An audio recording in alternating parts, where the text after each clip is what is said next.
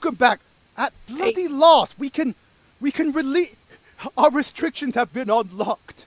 Okay, so this is a spoiler talk now. Yeah, so we're gonna give double warning. Yeah, this is spoilers. Lots of spoilers. If you haven't seen the film, like stop now. Yeah, just stop. Yeah, just stop. This will pause. Get off the webpage. Go watch the film and then come back. Yeah. So yeah. This is your second warning. You, like I said, if you haven't seen the film, stop watching now. What to talk about first? Right. I don't know. Do you want to? Well, right. Let's just start from the beginning. So they obviously did not do comic book Civil War. But they did have the equivalent of the Stanford incident, i.e. Yes.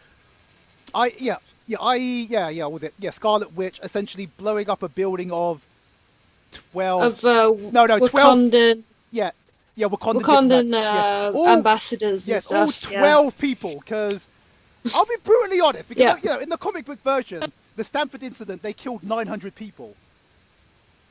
Yeah, well, they used the destruction of like Washington and like New York and Sokovia as well. They sort of, because like the woman that like yells at Tony in the comics, they had that with that lady who threw the photo at Tony and like. Do you know what a weird thing is? That just felt a little bit weird because it was a case of. It was a really, really super tentative link, whereas in the Stanford incident, it made a bit more sense because they blew up a school in the comic book version. So that was, whereas my son, he went overseas to build developing homes for the Sokovians, and it's like, I'm sorry, for me, that is a really, really convoluted setup. Yeah, the one thing that the first time I watched it, I actually didn't understand what was going on when he like walked around the corner and just randomly started talking to this woman. I was like, do they know each other? Like, I don't understand what's going on here. And then when I watched it second time, I was like, oh, okay, he's just wandering down the corridor and he just starts chatting to this woman, and I guess she knew that he would be around and wanted to just lay into him, I guess. I did find the bit where you saw young Tony with his parents as the hologram. I was a bit like, where the hell is this scene? Like, what's going on here? And then obviously you find out it's a hologram. I was like, oh, okay, that makes sense now. But I was really confused for that. Can we just talk about... minute or two? Yeah, can we just talk about... Yeah, I was confused for a second. I thought, is that Thunderbolt Ross? And then when you look really clearly, I'm thinking, oh my God, that is Robert Downey Jr. when he was younger. Because, because he used to be... Yeah, he used to be a babyface, obviously, Yeah. And it's like... Yeah, like, I was a bit like, that's a bit weird. But then when you saw it as a hologram, I was like, oh, okay, this makes so much more sense now. But I think rewatching it the second time, I understood it, like, that little chunk a little bit more. So that was better. But, I think that the main thing is, like, I love how the very start of the film just really hit hard. Well, only if you're a big Bucky fan, then it's literally just like a punch to the face. As soon as I started watching it, I was like, oh God, this is not good. Yes, I forgot. Should we do it in the actual order? Because that was not the opening scene. No, the opening scene was in a desolate Soviet land. We have the Winter Soldier. You've got all the Winter Soldiers. Winter Soldiers. Yeah. Oh yeah. And I was like, oh my God! I watched that first scene and I was like, oh please, like, because I knew that Bucky was going to be in the very first scene of the film. Like, that would be pre-sport for me, and I was like, oh, I really hope it's not a torture scene. And then it was, and then I was just because I was sat there in my costume. Yeah, he was just watching it. And I was just like, I was like sat in the same costume that he was wearing in that opening scene, and I was like, oh God, oh no. Yeah, that soldier guy, no. he got Bucky's instruction manuals. And it's like, the opening scene, we see one half of a very pivotal scene. So obviously, he's getting Manchurian Candidate, and then he takes out this car. We don't know quite who's in the car, but it's you have an idea. Yeah. But anyway, we run it back. So, the problem was a so-called Marvel Cinematic Universe, because this is where I can put my tinfoil hat back on. let's be brutally honest. Josh Whedon, he likes to kill characters. He doesn't care. Yes. He wants to do it because it will get a reaction out of people and it will move the story along. So, yeah, blatantly, he killed. He bloody. He turned Quicksilver into Swiss cheese. Yeah. And I was not happy about that. No, oh bloody! I had a brain fart for a second. I've almost forgot Agent Coulson. How the hell can I forget him? Oh yeah, Coulson. He killed Coulson. He bloody killed Coulson. But not really. Well, no. This is where it gets complicated. In the movies, he is dead because that was. Was the conceit. I mean, the superheroes, they think he's dead, and obviously he'll come back in a later film, and they'll be like, "Oh, you're alive. We didn't know. Nobody told us. Wow." No, but I'm kind of thinking, if you have all this intelligence and you're all superheroes, surely you know that he's somewhere. Yeah, we're getting off book. It's got to be breadcrumbs.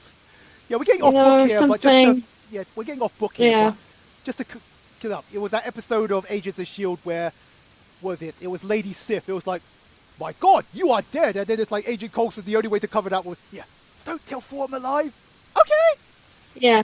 That was, I thought that was bloody terrible. But now getting back on to Civil War. Now that we've established that Hydra and both Hydra and S.H.I.E.L.D. don't exist in the Marvel Cinematic Universe. Yeah, pretty much. That's for the time being. And for the time being, yeah. And we can now talk about Baron. No, he's not even Baron Zemo. He's just He's just plain regular Zemo. Zemo. He's like General something Zemo in this one. He runs like the Death Squad, isn't he? The Killer Death Squad in Sokovia in this. Which I'm not sure what his origin is in the comics, but I just know that he's Death Squad. In the comics, you know what? I did read up on that. Basically, he was a typical Marvel villain. He wore a very cool mask, which basically got stuck on his face because of adhesive X. It's a good thing that Marvel Cinematic Universe existed. Yeah, you kind of feel some of these storylines they kind of quite don't work anymore. But yeah, essentially, he was a villain that invented this stuff called adhesive X, and he couldn't take his mask off anymore because it was stuck on his face. How does he eat? Yeah, like that. You think, Stan Lee. I mean, we got to give him props. Stan Lee, he created all this cool stuff, but thank God. Thank God, I don't think that would have worked in the film. I think that would have been pretty laughable if they'd done that in the movie. So I'm kind of glad they didn't. I like Zemo. I thought he was good. I thought he didn't show up much, but he was smart and he was clever. And it was the bit where the first time where he sat in the restaurant and he's listening on his phone, and you think that he's on the phone to someone, and then you hear it later on and you realise that it's a voicemail and it's all he's got left of his family, and you're like, oh no, like you start to feel for him. I did anyway. I was like, oh, you're a terrible person, but I see your motivation, but you're still a dick. But I see your motivation. I'm with you, but I kind of felt they've done that better. Like, since we're going to talk about, since we already talked about it, like let's say Netflix, basically Wilson Fisk. He's an absolute bastard, but you got to admit, he's probably the greatest husband ever. Yeah, you really feel for him. Like, I started watching it, and I did not expect to have, like, all of those feelings for Fisk and being like, oh my God, he's like it makes him really, really super likable, but you can't help but think, this guy is a fucking, sicko psychopath. So in that sense, in the Netflix, we have had better likable villains. Zemo, again, it's just probably because, as I argued in the review, if you edited him out, it would have not really affected the film. He could have it literally could have been Dr. Claw just pulling the strings from behind, and it would have not really affected the film because... No, it wouldn't. I think you would have missed out on the Bucky fight scene, though, with, like, Bucky, like, fighting his way out of the base. Like, I don't think that would have happened because obviously nobody would have been throwing around the kill switch words on him. And then he wouldn't have escaped, would he? Maybe. I don't know. I mean, maybe, like, Cap might have tried to bust him out, but I don't think that he would have gotten very far. But no, that's my greatest criticism of the film. There were like two characters, and yeah, we can now rewind back to Spider-Man. Again, I didn't have a stopwatch, but I am pretty sure Spider-Man is in this film a lot less than Wonder Woman, because everyone made a big deal about Wonder Woman, Batman versus Superman. Oh, she's hardly in it! And I'm thinking to myself, yeah, but at least she did pivotal stuff. Whereas Spider-Man, because he's like slap dab in the middle of the film, you could have literally edited this film out, and that's it. The end film would have ran perfectly well. But again, but props. That Spider-Man was sick. I'm not gonna lie. I want to watch best Spider-Man. I want to watch again. As I said in the review, I really want to rewatch the film just for Spider-Man. But the problem is, I then have to watch 2 hours of Civil War, which I don't know. Well, I'm quite happy to watch Civil War. But again, this is the big this is the big thing, because finally we are unrestricted. Nobody dies. Come on. Nobody. I like that though. I thought that was refreshing. All right, come on. Nobody got killed off. Bring it. I like the fact that they didn't kill anyone off. It was nice to see that nobody died. It was a shame that Rhodey got paralyzed. Okay. Who is now walking at the very end, but you go on. Yeah, and then started walking at the end. I was a bit like, hold on a minute, you were falling over a second ago, and now you're walking off. Falling over? He basically crashed from 1,000 feet. I'm like, hold on a minute, you couldn't hold yourself up a second ago, and now you're walking away making jokes at Tony? That like, unless he was holding on to the rail as he was walking away and that was just out of shot. Like, if it was that, then fair enough, but you can't see because it's out of shot, so you don't know. But I don't know, I think it was nice that nobody died and that people got hurt, but there was no death, because I was told that there was a character death. Like, I remember overhearing your conversation. It's gonna make you cry, and I was like, all right, what's supposed to make me cry? Because none of that made me cry. Unless, of course, you're talking about the Starks. I suppose, yeah. I mean, it could have been. Yeah, but to be honest, we got no real emotional context with Stark besides that rather embarrassing bit in Spider-Man. In Iron Man 2, where Tony, if you're listening to this video, you're my greatest achievement ever. But that film was like about 4 years ago or something like that now. So it's like... Yeah. I suppose maybe that was I was just told that, somebody died, so I was expecting somebody to kick it during the airport fight scene. And then when Rhodey... And then, of course, they put Rhodey sort of being injured in the trailer, and I was like, he's not going to die, because they wouldn't put that in the trailer if he was going to die. It's somebody else who's going to kick it. And nobody did. And I was like, yeah, I'm sorry, that's different. That's quite nice and refreshing. Thanks, Marvel, for not, bumping anyone off that, we've all really liked. But that was okay. I was okay with that. I thought it was nice to see that they hadn't killed anyone this time. Part of the reason what makes Marvel sadly really, really predictable, because especially again going back to the comic Civil War, which admittedly I agree is a terrible read, but people died in the actual Civil War, and a lot more people got brutally beaten up. I don't. the Human Torch. Yeah, he gets beaten up. Oh my god! I just read the comic the other day. I forgot his name. Somebody will probably super correct me and say, "You fake Marvel fan," which that could be true, because I only just started reading most of the comics on Comixology. Reading on the tablet, so you don't have to deal with pages and pages of stuff. But it's like, a lot of people got, well, I wouldn't say a lot of people. People probably died, and a lot of people got, brutalized, and the death toll was a lot higher. I kind of felt. This is where, again, I want to put my tinfoil hat out. Is it Disney or is it Marvel that are interfering? Because it's like, in the original comic book Civil War, hundreds of people died.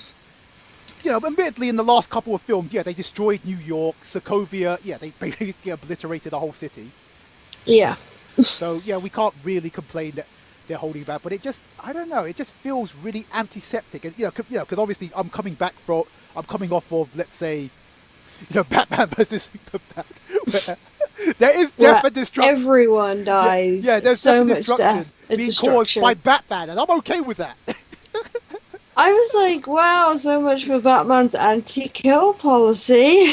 Yeah, but my whole point is, DC, they are really pressing it in with the edginess, whereas with Civil War, the actual fight just basically felt like a really glorified playground fight. I mean, don't get me wrong, it was a bloody spectacular playground fight. No, it was fantastic. I can see it, but at the same time, it was too good for me to... Like, I enjoyed it far too much for me to actually have a problem with it. I was kind of like, I just, as soon as the scene started, like, as soon as I saw Cap, like, run into the airport, there was just me and Scott going, it's happening, it's the scene. And then we were just sat there, just staring, like, couldn't take my eyes off the screen. I thought it was so funny. They did have it was so good. They did have the so-called splash page. Apparently, they actually filmed that with IMAX cameras. I might actually, I don't know, could I drag myself to an IMAX to actually see it? Because again, they did actually go to the trouble of getting proper IMAX cameras so you can see the fact that, you would think about that. That did look like a splash page, but I have to admit, when you actually put it on film, it does kind of look embarrassing because they're all in a nice line on one side, they're on a nice line on the other side. And it's like, what do we do? Fight! And they just stop like kicking the shit out of each other. Sorta. Yeah, it was nice that sort of every character got to fight every other character. They mixed it up quite a bit. They didn't just like stick with just two characters fighting. They would then fight and then they kind of move on, and then each one will kind of try and have a crack at another one. And I like that. I like that they did that. All right, I'll give you this. Civil War did use its characters, because it's not burdened with trying to establish the Avengers and stuff like that. Obviously going back to BVS, which we're going to try to keep to a minimum because again, people don't want to read about that. People will probably complain. Shut up about BVS, you damn fanboy. So objectively, they did use every character well, and there was a ton of laugh because it was kind of irritating because in the cinema I was literally sat next to probably the most obnoxious person ever to sit next to in the cinema who was laughing at every reaction. They're like, ha ha, ha! Because let's be brutally honest, there were tons of laugh, like whether it be Falcon and Bucky in a bloody Beetle, and it's like they're both looking at it. Yeah, they're both looking at him when Sharon Carter was like laid one on him, and it was like. Yeah, there's like. That was just my favourite bit. I was in absolute stitches because so was the whole cinema.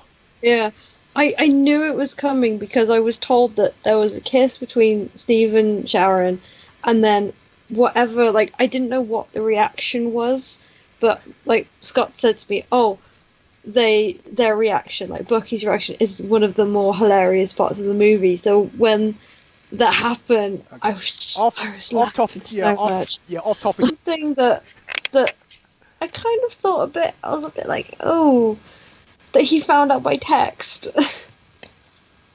that she died. How relationships ends though. like Peggy, she's dead. Lol. Like, I was kind of a bit like he found out by text. I thought maybe calling would have been a bit more. If somebody had called him up and told him that she passed away, maybe that might have hit harder. But the fact that he just got a text message saying, "Oh yeah, she's died in her sleep," and then he just runs off, I'm like, oh, all right then. And then the next scene is the funeral scene, and I'm like, oh, okay, all right then.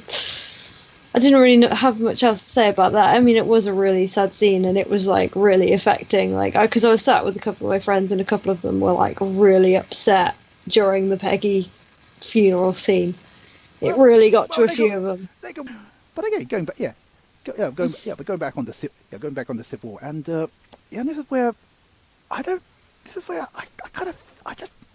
know. I just distinctly feel that after the middle half, it just kind of fizzled out to me because we're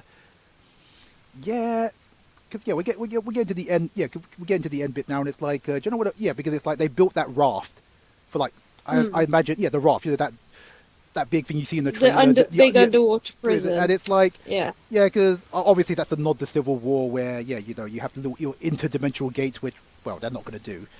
And it's like, who do we put in it? We put in Falcon,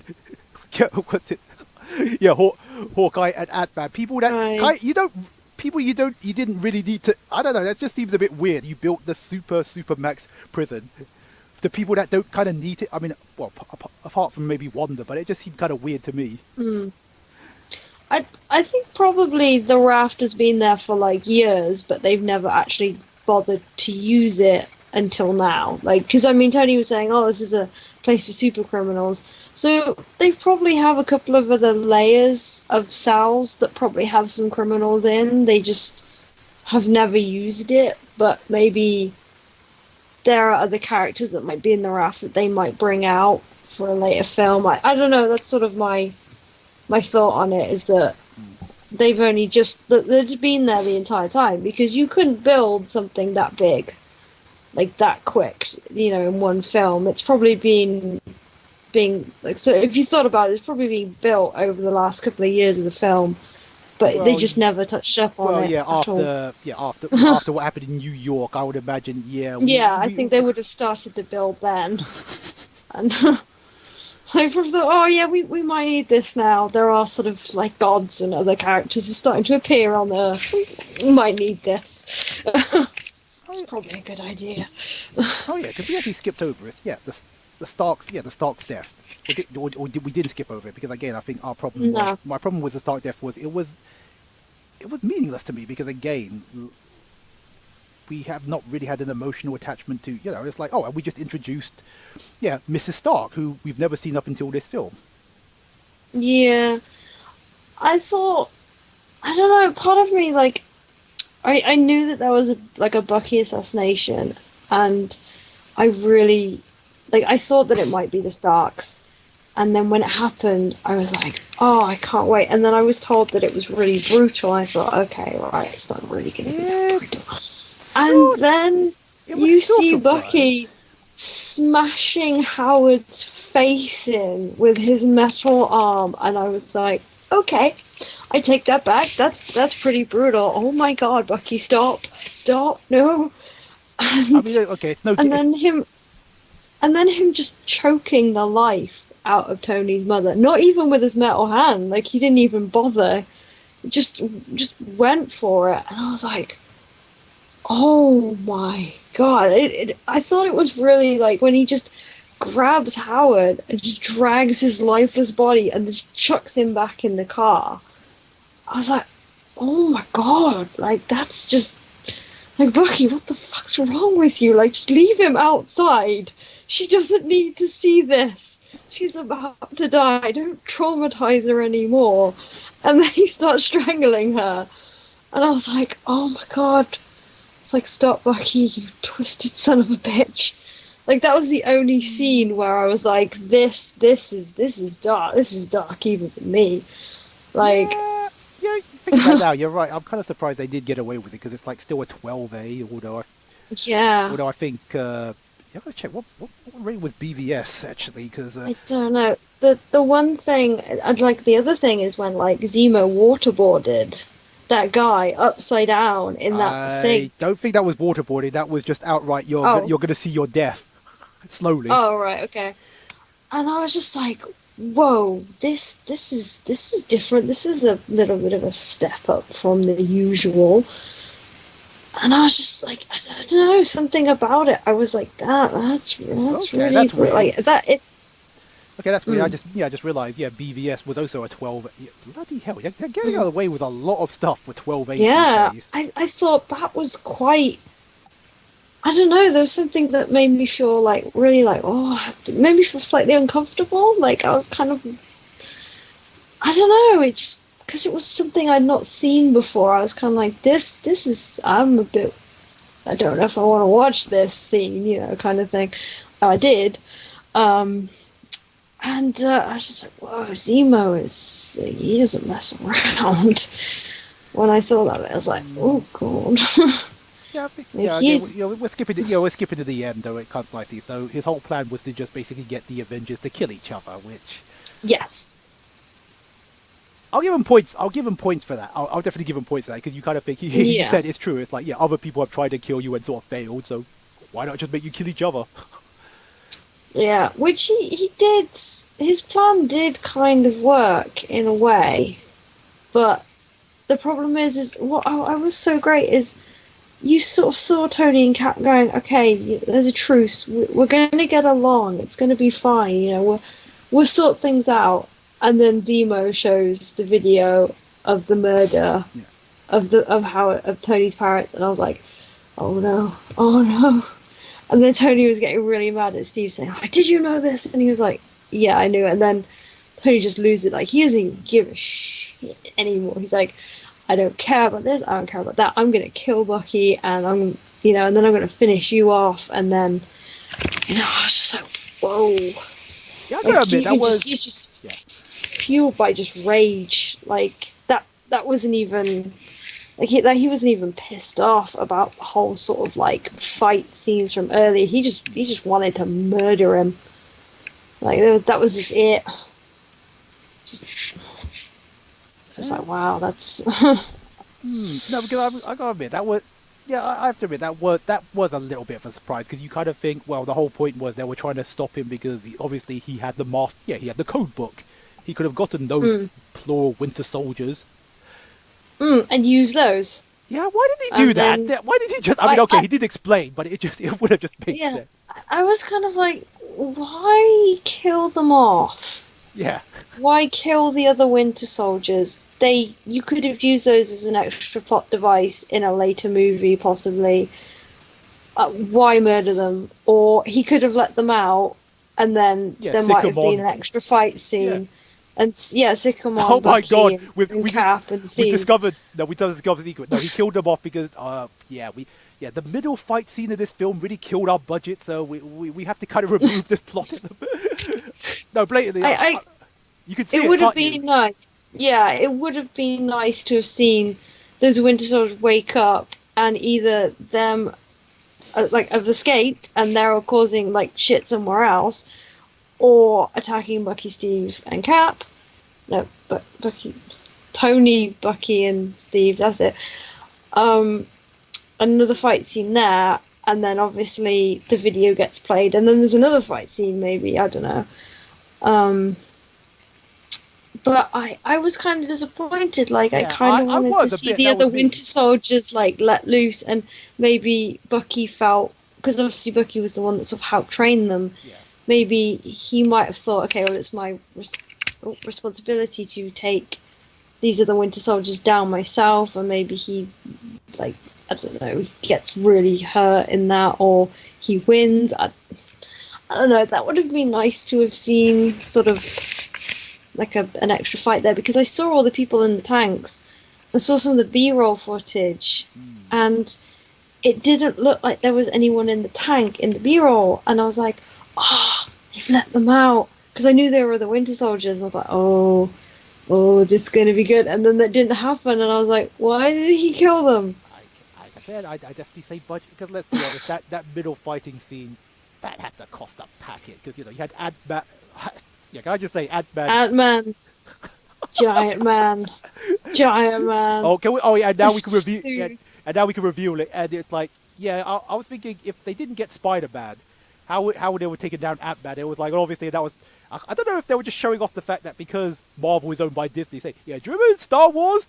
That's on that snowman. Yeah, I was like, the thing was, is like, I remember when, like, you see Ant-Man saying, oh, I know something that we could use as a really big distraction. I've only done it once, and me and Scott were just in the cinema going, "Oh, son, yes, here he comes." Oh yeah, when he was inside. Like, oh yeah, no, when he was inside Tony Stark, and it's like, I could hear something. I'm the voice of your conscience. It's like, did you just quote Finding Nemo? Yeah. Well, actually, I was actually thinking, was it Pinocchio? I was actually thinking Pinocchio when he was pretending to be, yeah. Well, actually, no, it wasn't Pinocchio. Actually, you're right. Is it Finding Nemo, that quote saying, oh, this is your... Isn't it, like, from Finding Nemo? No, I think I'm don't getting know. I'm getting my films mixed up. But yeah, there was that film where I think it was Jiminy Cricket or where he was pretending to be somebody's conscience. Mm. But it was like, no, I was just no, but I was cracking up. And it's like I don't know because you kind of think there's a lot of comedic characters in it. They don't really overclash with each other. Because you think about Tony Stark, it's like, yeah, he's still laying the one-liners, but he's kind of a bit muted because Ant-Man is also doing that as well. Yeah, I did. It did make me laugh, like especially the bit where like he gives the shield back to Captain, like here you go, Captain America. And we're just like, oh, Ant-Man is like the Yeah, fanboy but of let's be the. brutally honest. They were all flawed, completely flawed by just Spider-Man alone. It was just. Yeah, It's yeah, like, oh, yeah, cool, you have a metal arm, and it's like Falcon was saying, "Hey, you do realize you're not supposed to talk." yeah. Oh man. Yeah, that bit was that whole fight scene was just fantastic. I like the bit where Clint and Black Panther are fighting. He's like, "We haven't met yet. My name's Clint." He goes, "I don't care." And he just starts attacking him. And I was like, "Oh, poor Clint, never gets any love." And the bit where he's like, where Clint shows up in the film. And they're like, "What are you doing here?" He's like, "I'm disappointing my children. We were meant to go water skiing." And when he goes to rescue Wanda, that bit made me giggle. Actually, we wind back. Can we talk about Vision in normal clothes? That was sick. Grandpa Vision. Though cynically, I suspect it was to just save, but it was to just save time on putting Yeah. him in prosthetics. Yeah, But I thought that was. Grandpa Vision. That's what we've nicknamed him. Like me and my mates, we just call him Grandpa Vision. I thought that was cute, and I bet Yeah. you anybody now, everybody's gonna do that version of Vision. Well, I think it's easier, isn't it? I know a couple of people who do Vision and a couple of people who want to do Vision, and they're all like, "Oh yeah, we're going to do the older Vision where he's in clothes because it's less prosthetics and it's cheaper." So I don't blame them if you can keep costume cheap. And you don't have to wear dancer's belt. True. It's really weird because again, it's the same. It was the voice actor that did Jarvis. The computer Jarvis. It's just that's Jarvis. Yep. And he's cooking. Jarvis cooking. I was like, oh yes. It was really. I thought that scene was quite funny. I liked that not Jarvis, the Vision was. I'm getting the mix up now. It is the same people. Essentially the same thing, yeah. Where he was being quite sort of sweet, but he also came across a little bit creepy as he was trying to keep Wanda in the compound so that she would be like, so they could avoid another incident. He came across a teeny bit creepy. I never got that because let's be honest. Yeah, he's an artificial life form. He's basically like Data from Star Trek. He basically does not know. Yeah. He's just an android to me. He was just thinking everything, and obviously he fucks up. And he basically, do you know what baffles me about that? That beam was gonna bloody hit Falcon. Yeah. He would have killed Falcon. Yes. I did like the fact that like they said, oh, like you got distracted, and he was like, I didn't know it was possible for me to get distracted, and he's like, he's becoming more human, that's what he wants. It's not all it's cracked up to be, is it, Vision? No, because you messed up. You done fucked up there. You hurt one of your own teammates. Yeah, but I don't know. I just thought that was a bit weird because obviously that was a big emotional bit. It's like, oh my god, Rhodes! But it's like, but wait a minute, let me wind back. That beam was gonna bloody hit Falcon. That was gonna kill him for sure. Oh yeah, that would have murdered him straight up. That would have blown up his pack. He would have just. Yeah, because he's not wearing all that. But because Rhodey was in all that body armor, so he's got a little bit of protection. Not much. Yeah, he's got. Yeah, let's be honest. Rhodes has got a helmet. Falcon, he's got a pair of goggles. Yeah. Yeah. His goggles would not save him. No, real rap. Real rap. I really kind of like. I'm going to be honest, I really do like the MCU costumes now, because obviously after coming from Civil War with a comic book, you're kind of thinking, yeah, Falcon looks stupid. Thank God.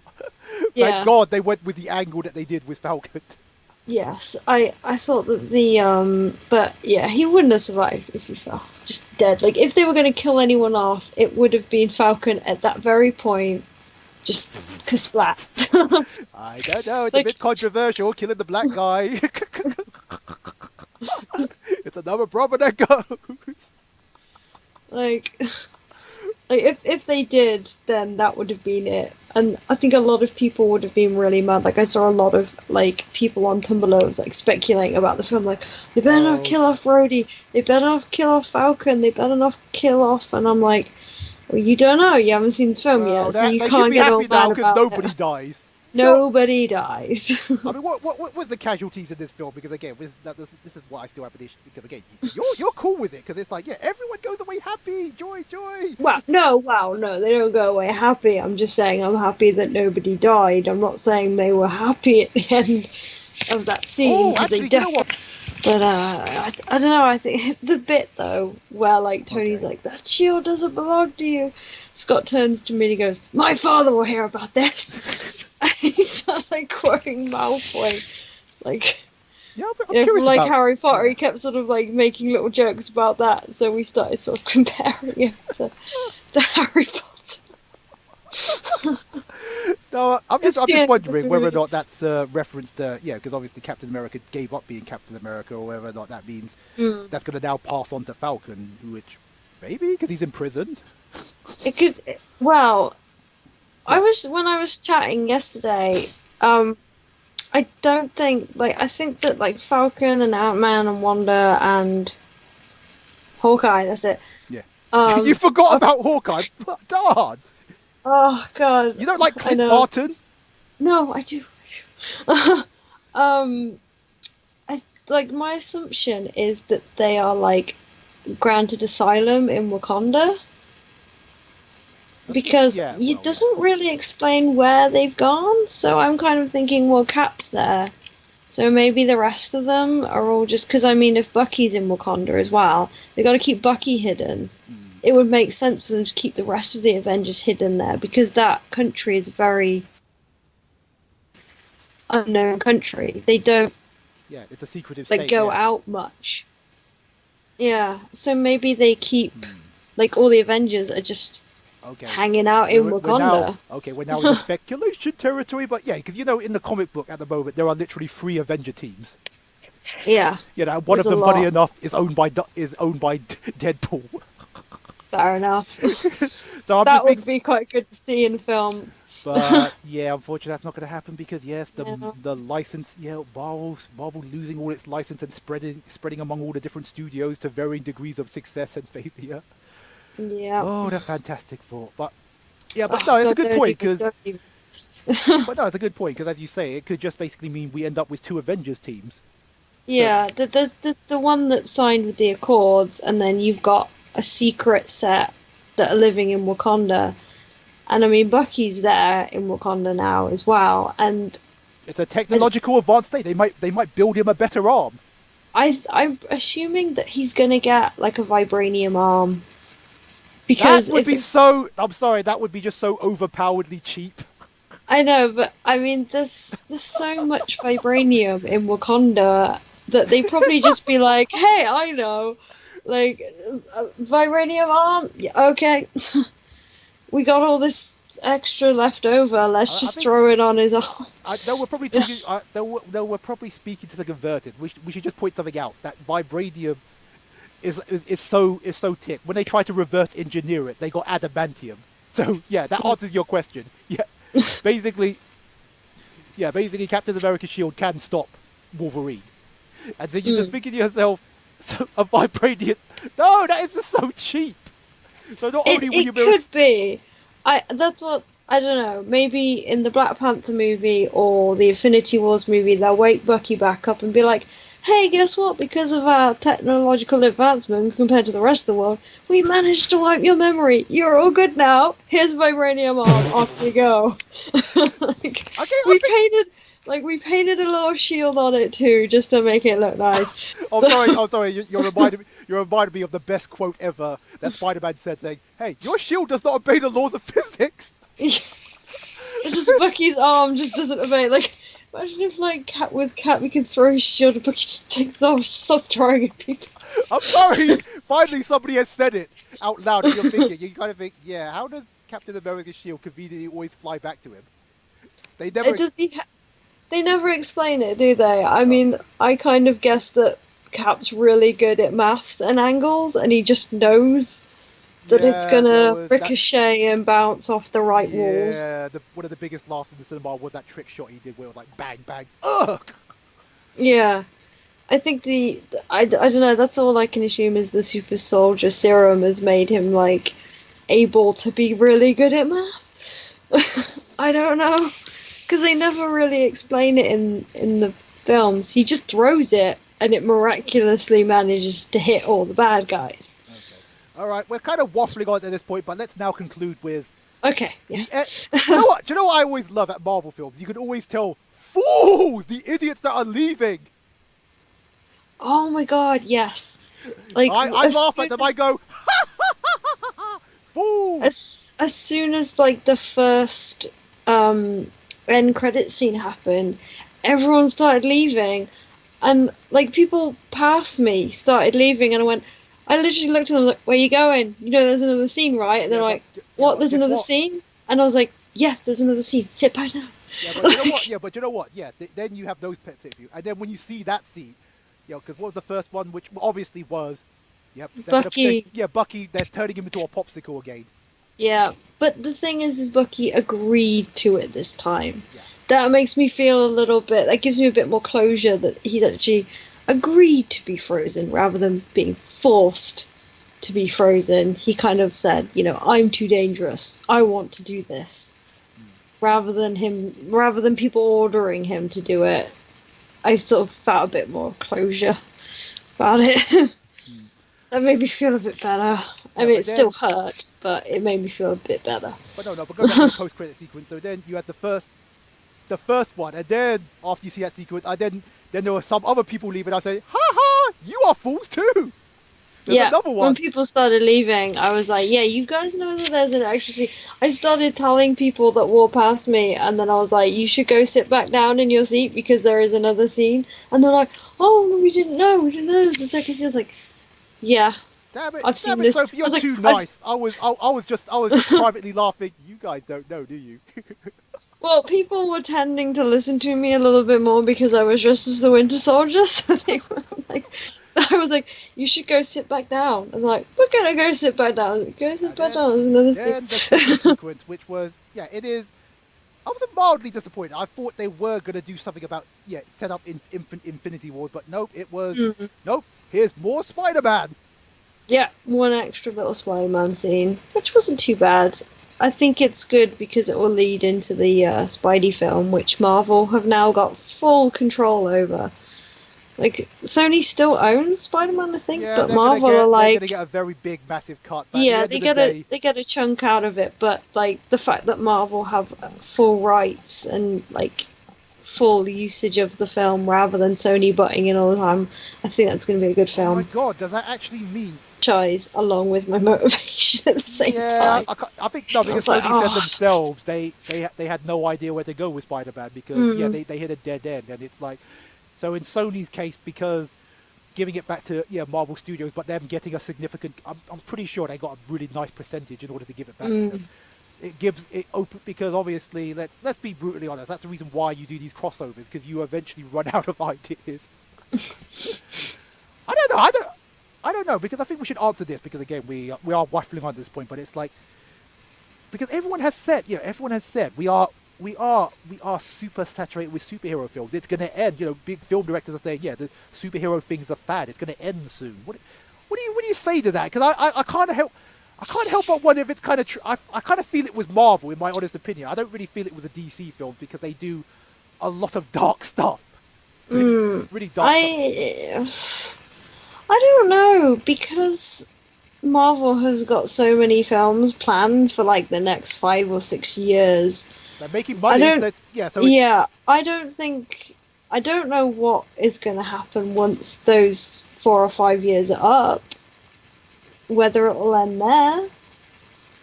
That's my main sort of concern, is that once they're done up to like 2020 at the moment, what's going to happen after 2020. I mean, obviously, when we get there, we'll know. But I don't want to think what happens in 2020. I'll be an old man. Bloody hell, that's horrid.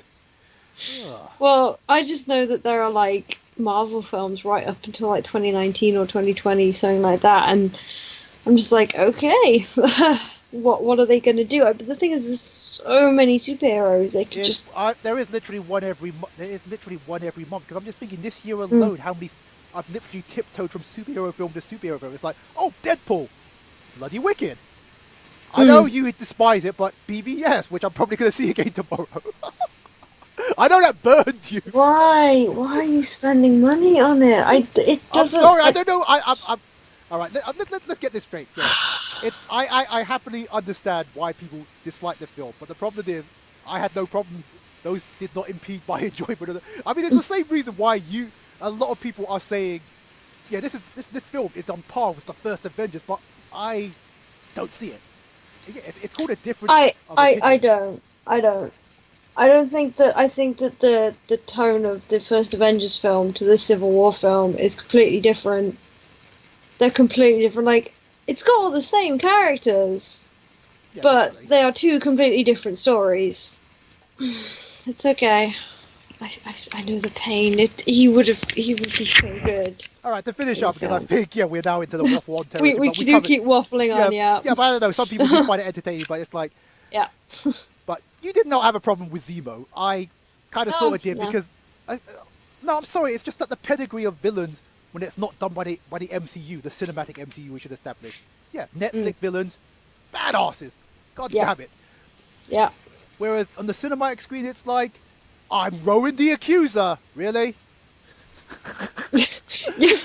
I'm that bloke from For the Dark Age, which I've even I'm Christopher Eccleston. I've bloody forgotten his name. The Dark Elf guy. I'm Malekith. Oh, that was it. Yeah, that was. Yeah. Yeah, you see, that was how much of a great impression I remember. I did like Malekith. I thought he was okay. I only got really into him because a friend of mine was doing a Malekith cosplay, which he never finished because he actually lost motivation to do it because he kind of gave up on he just gave up on the character. He was like, I don't even want to do this anymore. We got right till the end. The only thing we had left was the headdress. Everything else is done. And I'm just like, but it was, some of the villains are not great, and to the point where, you do lose motivation halfway through building the outfit. But no, and I argue it's not because they are necessarily the worst villains. It's just, I say again, everywhere else, they do villains okay. I mean, it's like spin films and television, for Christ's sakes. The CW TV is just so good. And even they do villains better. I'm going to cynically argue that, what was it, bloody season 3 of The Arrow. That's like one of the worst villains. I don't watch it. Alright, just take my word for it. He's like one of the worst villains there was. It's better than anything in the MCU. Fair enough. Alright, and on that note, thank you for getting to the end of the spoiler cast. We sort of stayed on topic, but if you actually watch our podcast show, and that would give you a rough idea.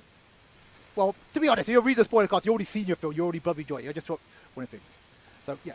I'm gonna see it a minimum of 4 times, probably more. And then when I buy the DVD, it will be watched pretty much every day, just because I'll be like trying to learn all the lines and everything. In Russian. Yes, in Russian. I'm gonna learn it. I'm gonna try. I was trying to learn it earlier. I had Google Translate on, and I had like the voice thing, and I was trying to repeat it, and I sat there trying to repeat everything in Russian. I've got a Russian friend. I might hook you up, and she'll probably help you with the pronunciation, because that is, because that's the one thing I'm not good at. because I was talking to her, and she says the same thing that that bugs me. Yeah, we've got to finish up the show. It's like whenever I hear somebody in Japanese, because obviously I study Japanese, it's like, yeah, those are fake Japanese because they're not speaking out the decent accent. She said the same thing. Yeah, I said the same thing. It's like whenever they do Russian, so apparently according to her, in Daredevil, those were legit Russians according to her. You heard that? And yeah, they were bloody scary bratva. They were, yeah. Anyway, that's the end of the spoiler part. Goodbye! Bye-bye!